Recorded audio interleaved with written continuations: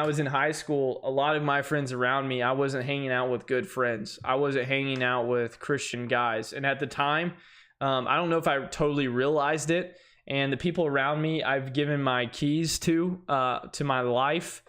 These people, I've allowed them to come into my life and take a key position around me. And I always say this to people, and especially you young guys that are, going through high school, especially as Christians, is, present the gospel and show people who you are, and, let them know that you stand for Jesus.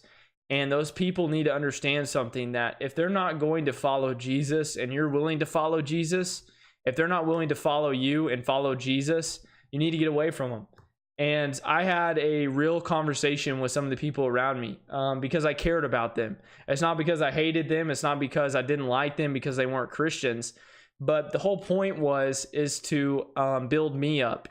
As a Christian, it's hard enough to live out your faith, to live out a Christian life, and to have a friend drag you down, because they're doing stupid things, and that's dragging you down. I always tell people this: the people around you really going to, provide the pathway of where you're going, and they're going to design a pathway that could be good or could be bad. And, my dad brought up a question to me, and he said, before you get into that car with those friends, how do you know they don't have drugs in the car? How do you know if they don't have weed in the car? And if you guys get pulled over, and you're in that same car, what are the police going to do? They're going to pull you over, and they're going to send you to jail and question you because you were in, the presence of the drugs. You were in the same car. And I always thought about that. I was going, man, if it's that bad, and my dad, my own father, questions these friends, and I know you're not there yet, username. I'm talking at a teenage standpoint. One thing for me is we have to get away from those friends. And if it's that bad, we really have to question whether we should be around them. You really have to understand something, that we can't be around these people that are going to drag us down and potentially put us in a bad situation. We just can't do it.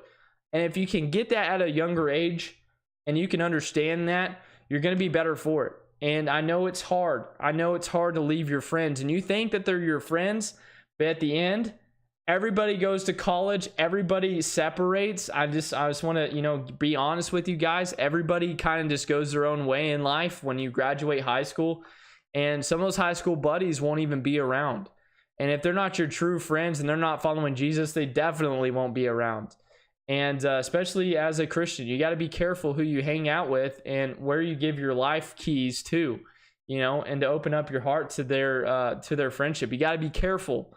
And I urge you guys, and it's very important, because Christian friends are either going to have to build you up or bring you down. Even Christian friends. Dude, username. Oh my goodness. People, we have a sub alert. Holy cow. Good username just subbed for 4 months in a row, bro. Username, you are epic, brother. I appreciate that sub. You have BB-8 coming to you, man. He wants to say thank you. I want to say thank you. And bro, welcome back to the brotherhood. I appreciate that, man. You are epic.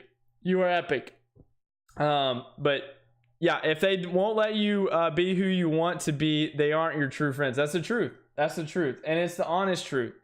And it's a reality we all have to face. I'm gonna be honest with you.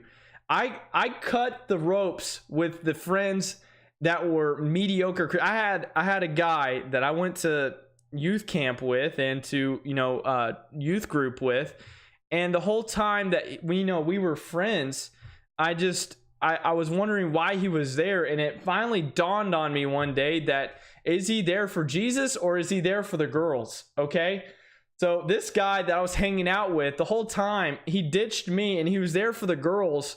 And I was like, man, we got to be learning about, it's not bad to like girls, okay? But what I'm saying is, the whole point that he was there is to focus on the girls and not even focus on Jesus. Man, the whole point that we go to youth group is to grow closer to Jesus and go to church. But the main focus, if we're just focusing on the girls, what are we getting out of it? I just want to ask. Let's be honest with ourselves. And, I started talking about Jesus stuff, and he kind of, shrugged it off. And just found out, later in life, man, we've been friends since 6th grade. And, he's just kind of growing distance towards me. And I started, talking about Jesus and my faith and kind of being bold about it, and just kind of, threw him away. And it's the bad reality is those friends, you really love them and you care about them and you want the best for them. But sometimes the best way to let them go and to go their own way, realizing, man, they need Jesus more than they know. Sometimes it's just better just to cut the rope and say, you know what? Man, I'm trying to, be that leader in your life, but at this moment, at this time, man, I got to let you go, because you're going your way and I'm going my way. And I hope at one point in your life, you'll turn my way and go towards Jesus. And that's the same person that you got to marry. We talk about pathways. We talk about, where you're going to meet your wife one day. Let's talk about Jesus. When I view my wife, wherever she's at, and I pray for her every single day. I don't know who she is. I don't know where she's at, but I pray at a constant basis that I meet her at the crossroads where the cross is, where Jesus died. And I meet her and she's pursuing Jesus and I'm pursuing Jesus. And that's the girl that I want to marry. I'm going to be honest with you. And that's the way that you have to find your husband or your wife. If I'm talking to the ladies right now, that's it. And God will have a divine appointment for your life, and he will open the door or close it. And, that's friends and relationships, because we're all going to go through this, okay? It's just life. You're attracted to the females. The females are attracted to the males. It's a part of life, and we deal with reality. And the reality is we gotta focus on finding our spouse or our girlfriend or boyfriend at the cross. And that's where God's best is laying at the feet of Jesus. And be that person in somebody's life. You may say, well, Cornerstone, I'm never going to meet my wife. I ain't going to never meet my husband. It's never going to happen. You're wrong. If you be patient and wait on the Lord, he's going to pull through. If that's the desire of your heart, he hears your desire of your heart. Whether you say it vocally, he hears your heart and he knows what your desires are. And he wants to give you those things, but it's in his timing and it's in his appointed time. And we have to understand that. But be the person that somebody's looking for. Be that person for Christ. And if that's somebody that's, that if you're a girl or a guy, if you're looking to pursue a girl, she's going to be looking for Jesus if she's a true Christian. And if you're putting yourself in that situation where you're putting yourself second place and putting Jesus first place, you're going to find your wife. You're going to find your husband. And that's the husband and wife you want to marry. I'm just being honest.